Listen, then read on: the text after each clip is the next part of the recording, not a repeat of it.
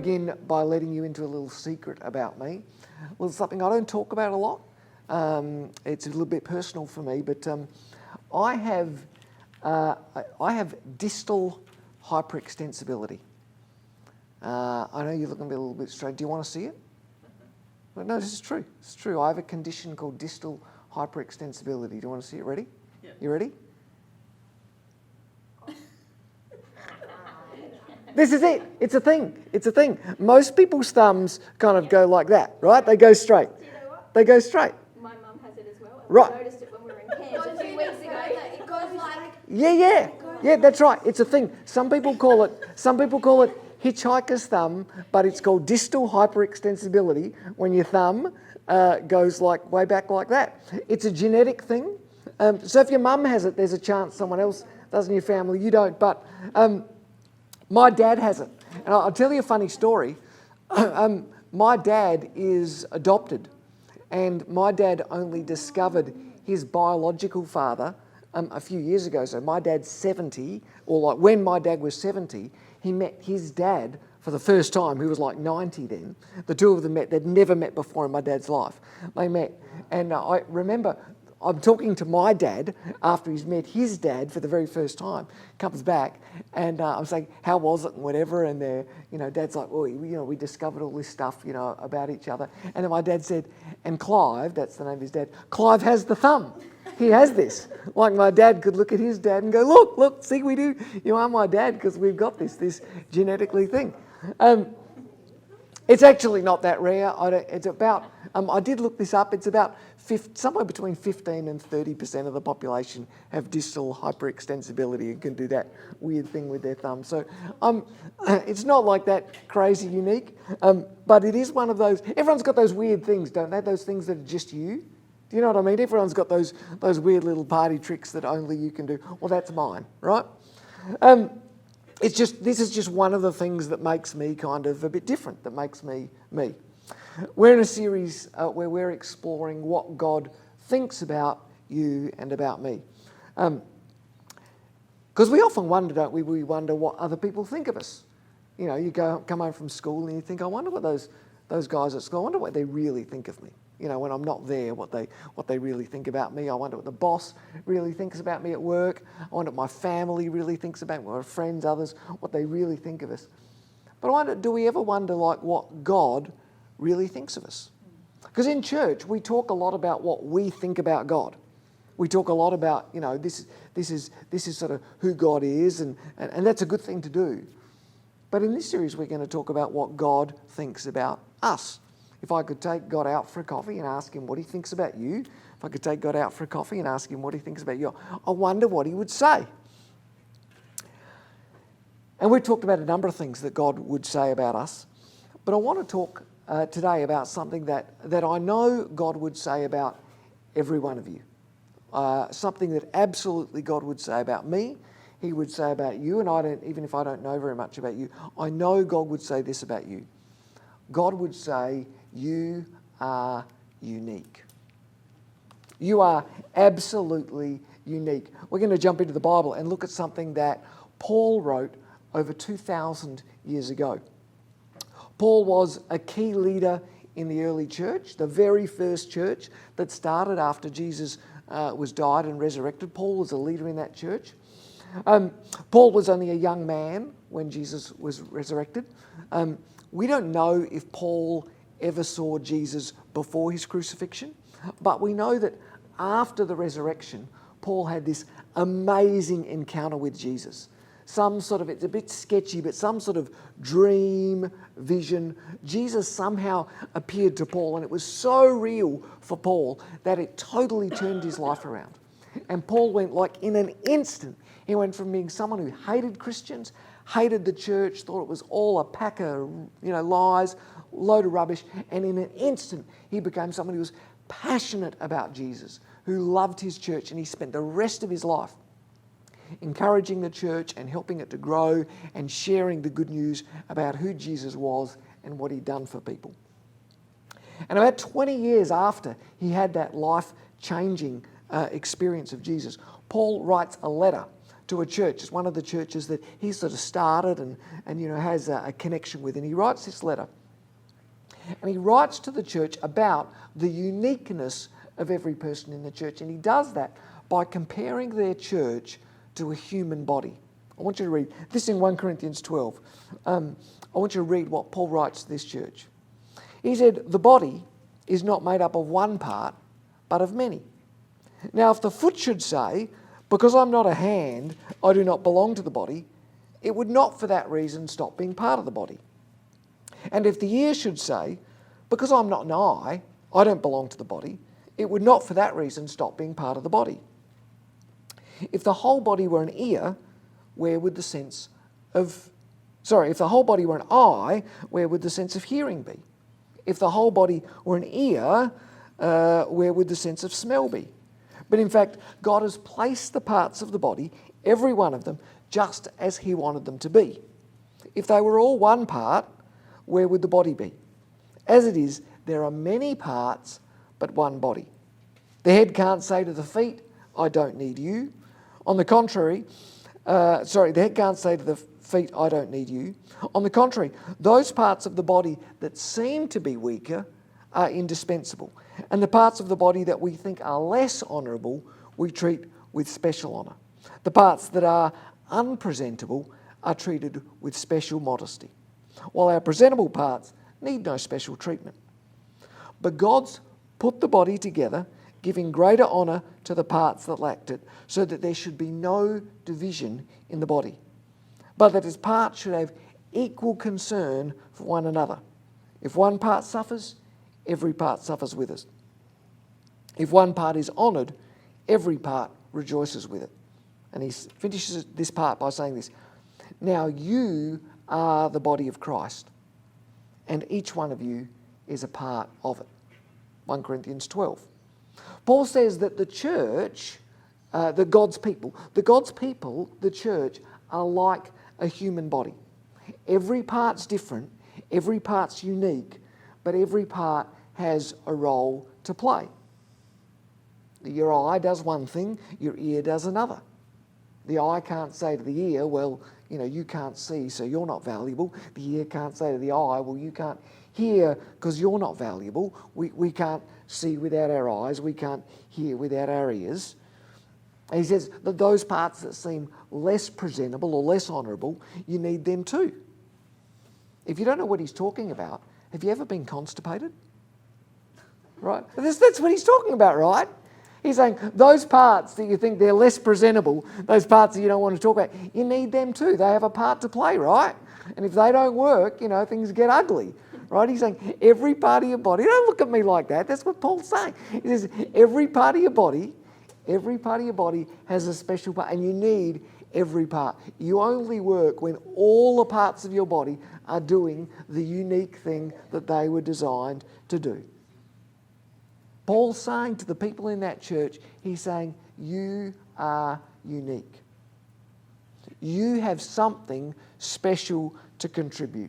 He's saying about every one of us, you are unique. That's what God thinks about you. Now, if you've been around church for a while, you've probably heard this before, and you're probably like, yeah, God thinks I'm special, I know this, I get it.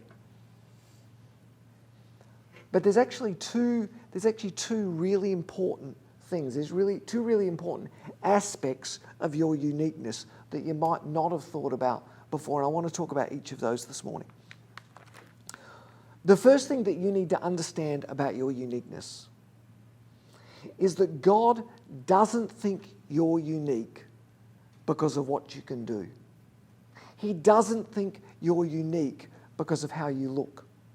He doesn't think you're unique because of something special that you've achieved. You are unique simply because God made you that way. It's really, really important that you understand that. You are unique because God made you and you're His. That's why we started this series. The first week in this series, we talked about God's opinion, God's thought that you are His child. Because the fact that you are a child of God, that you are created by Him and you're His, that's like the foundation for all this other stuff that God thinks about you. You are unique because God created you that way. You were born unique. Actually, you were unique before you were born. 1,000 years before Paul wrote that letter, 1,000 years before Paul wrote that letter, David wrote Psalm 139. The Psalms, this psalm is actually, it's like a poem. It might even be the lyrics to a song that David writes. And homework for you, if you don't know it or haven't read it in a while, go home, find Psalm 139, somewhere in the middle of it. Read the whole thing. It's not very long. It's a beautiful poem about the way that God's created you. I just want to read you a little bit from around the middle of it. Psalm 139 from verse 13. This is David's poem about you. For you created me, talking about God, for you created my inmost being. You knit me together in my mother's womb. I praise you because I'm fearfully and I'm wonderfully made. Your works are wonderful. I know that full well. My frame was not hidden from you when I was made in the secret place, when I was woven together in the depths of the earth. Poetic language to say, as I was being formed, when I was just, when I was a couple of cells inside my mother, you knew me, God, and you were creating me, even at that moment in my life. He goes on, he says, your eyes saw my unformed body. All the days ordained for me, in other words, my whole life, were written in your book before one of them came to be.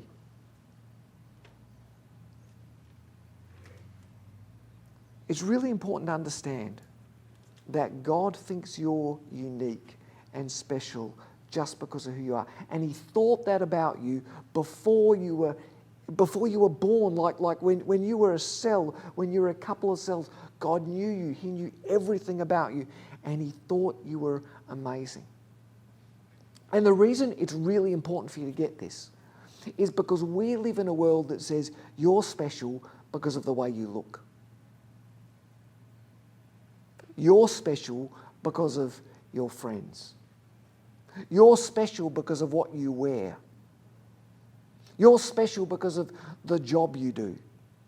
You're special because of the talents you have. You're special because you can sing great. You're special because you're fantastic at that sport. You're special because you've been there and you've done that. You're special because you hang out with this group of people. You're special because you've achieved this or done that, or because you've got these grades. And if there's any of that going on in your life, you need to hear today that God knew you before you were born. He knew you before you were even you.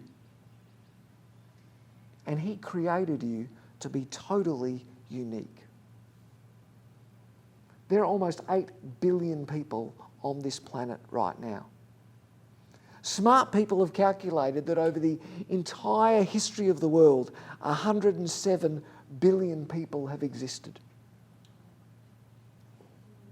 And there's never been another you. 107 billion people from the beginning of time until now, and there's never been another you. And even, you might hear some people say, everyone's got a twin. There's someone who looks just like you. Even if someone looks just like you, you know what? They speak French and they live in Quebec, right? There's no one just like you. There's no one exactly like you. There's never been anyone exactly like you. And no matter how long this world continues for, there will never be anyone exactly like you. God has made you to be absolutely one of a kind. And honestly, someone listening to this needs to get up in the morning, every morning, and look in the mirror and say, God has made me unique. And I want to tell you, please don't just nod and agree with this and go, yeah, I'm unique, I get it. when you really get this, when you really understand this truth in here, not just in here, this truth will change your life forever. That the God who created the entire universe created you. He made you to be completely unique. He absolutely loves you, and he thinks you're awesome for no other reason than that you are you. It's the first thing that you have to understand about your uniqueness. The second is this, that your uniqueness has a purpose. You're not just unique by accident. Your uniqueness has a purpose. My dad has a house by the beach, and the beach near his house has these rocks, these stones, these pebbles on it. Millions of them, probably tens of millions of these stones. And every one of those stones is unique. You know, the way that the randomness of the waves washing on them and the surf crashing on them means that none of those two stones are unique. But it's completely by accident. The uniqueness of those stones has absolutely no purpose. It doesn't matter that one's larger and one's smaller and one's pointier and one's rounded. But your uniqueness has a purpose. Your uniqueness has a purpose, and that purpose is other people. And this is really important to understand, because we live in a world that says that your uniqueness is about you. You know, you're special and you're different, and that's for your benefit. You know, you do you. You live your best life. You do whatever you want with you because you're special. But did you listen to the way that Paul described the body?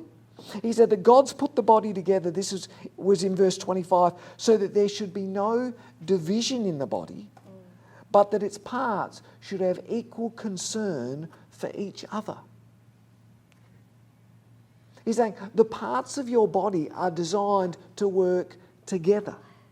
That's the way a body works. They're designed to work together. The purpose of their uniqueness isn't division, but it's unity. And the purpose of your uniqueness isn't you. The purpose of your uniqueness is us. I'm not different so that I can do my thing. I'm not unique for me. I'm unique for us. I'm unique so that I can take my unique thing, and together with your unique thing, we can do something beautiful together. My uniqueness and your uniqueness come together to create the whole. Your uniqueness has a purpose, and it's not you, it's us. If we would have read a little bit more of 1 Corinthians 12, we would have read Paul saying, to each one, the manifestation of the Spirit, in other words, the presence and the work of the Holy Spirit of God that's in you, to each one of us, the presence and the purpose of God in your life is given for the common good. That what God gives you is for the common good. Peter, who was another leader in the early church, kind of lived around the same time as Paul. They met a few times. Peter wrote a letter, and he wrote the same thing. He was teaching the same thing to another church, and he wrote this. He said, each one of you should use whatever gift you have received to serve others. Each one of you should take whatever gift, whatever uniqueness God's put inside you, and you should use it to serve others. 1 Peter 4:10, if you're writing it down, taking notes. Here's the point, that God has made you unique, but he has made you unique and special so that you can use that uniqueness to serve and to encourage and to love on and to lift up and to support and to build up other people. It's not about you, it's about us. It's not about me, it's about us. You are created unique to serve others in a way that only you can do. I mean, do you ever think about that? Of all the 8 billion people on the earth, there are some things that only you can do. And you might think, well, look, I play the flute, but there's lots of people that play the flute. Yeah, well, that's true. But do you ever think I can play the flute, but then I can also do something else? And I've also got this experience in my life. And I'm also connected to these people, and I live in this place. Do you ever think that there's no one on the planet that has that perfect combination of uniqueness? So while you say, yeah, I'm good at maths, but there is someone else who's better at that than me. And I'm good at the flute, but there's someone who's better at that than me. And I'm good at soccer, but there's someone else who's better than that at me. That's all true.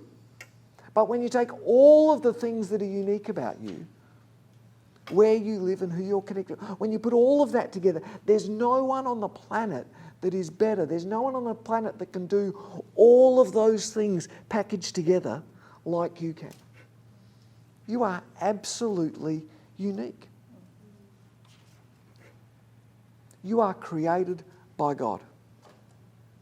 You are created unique by God. You are born that way. It has nothing to do with anything you can do. It has nothing to do with how smart you are or how you look or who you're connected to. You are created by Him to be unique, and you're created by Him to be unique with a purpose. And that purpose is to mix your uniqueness with the uniqueness of others, so that together we can find our purpose, so that together we can find wholeness. That's actually one of the key purposes of the church. Do you ever think about that? I mean, you can listen to worship music at home, right? You can read the Bible on your own. You can watch a YouTube sermon. The purpose of coming together as a church is this. Is that so that we can be the church together. So that you can take your uniqueness and yours and mine, and that together we can do something beautiful. This is the good news about what God thinks about you. The good news about you is that Jesus came and Jesus lived and died because He loved you and He wanted to rescue you. And He did that because He created you. He did that because you're His child and He loves you so much. He did that because He created you unique. He created you with a purpose. With a purpose to come together with other people, to serve and to love and to encourage one another, so that together with others you could do something extraordinary with your life. And I really mean that. So, sometimes we say, I want to do something extraordinary with my life. And then the truth is you go home and you think, probably not, I'm probably just an average guy, right? But honestly, the truth is, when you will embrace and discover the uniqueness that God's put inside you, and when you will bring that together with His church, with other people, there is truly something extraordinary that you can do. And we believe that because God is extraordinary, right?